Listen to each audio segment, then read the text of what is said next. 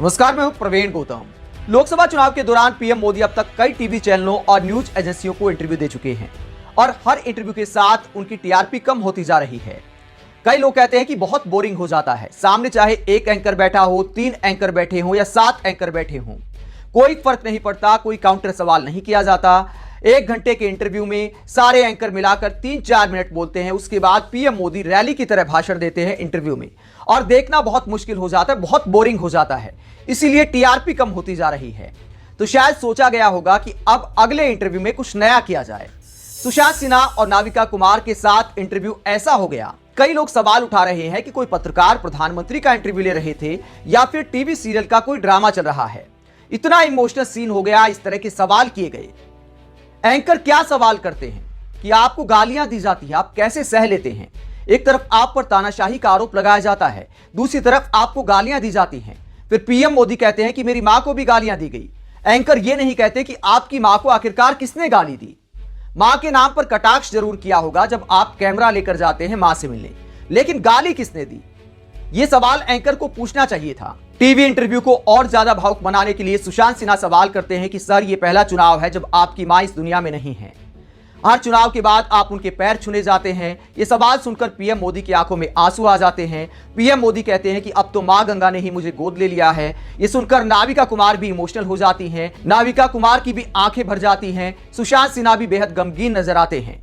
पूरा emotional scene हो जाता है और इसे देखकर वरिष्ठ वकील प्रशांत भूषण क्या कहते हैं।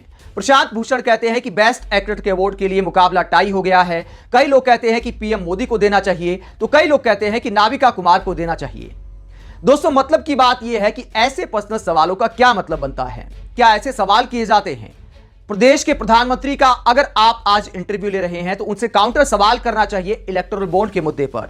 उनसे सवाल करना चाहिए कि आप एक तरफ भ्रष्टाचार दूर करने का दावा करते हैं, दूसरी तरफ वही नेता आपकी पार्टी में आ जाते हैं, उन्हें सम्मानजनक पद दिया जाता है, सांसद बना दिया जाता है, टिकट दे दिया जाता है, डिप्टी सीएम बना दिया जाता है, सीएम बना दिया जाता है, जिन्हें कभी आपने भ्रष्टाचारी बताया था। तो आपकी जुबान की कोई गारंटी है कि नहीं। एक तरफ मोदी की गारंटी की आप बात करते हैं, दूसरी तरफ भ्रष्टाचार के आरोपी नेता जिन पर आप ही आरोप लगाते हैं, आप उन्हें ही अपनी पार्टी में ले लेते हैं और सम्मानजनक पद देकर आगे बढ़ा देते हैं। इस तरह के सवाल करने चाहिए। यह भी सवाल करना चाहिए कि देश के प्रधानमंत्री धर्म के नाम पर खुली राजनीति क्यों कर रहे हैं, जबकि चुनाव आचार संहिता इस बात की परमिशन नहीं देती।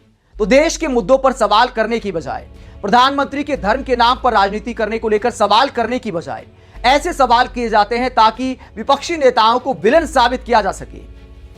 और यह भी सवाल किया जाता है कि अब क्या 400 पार हो पाएगा, मतलब जीत तो निश्चित है, 400 पार को लेकर सवाल किए जाते हैं, यानी एक परसेप्शन बनाया जाता है।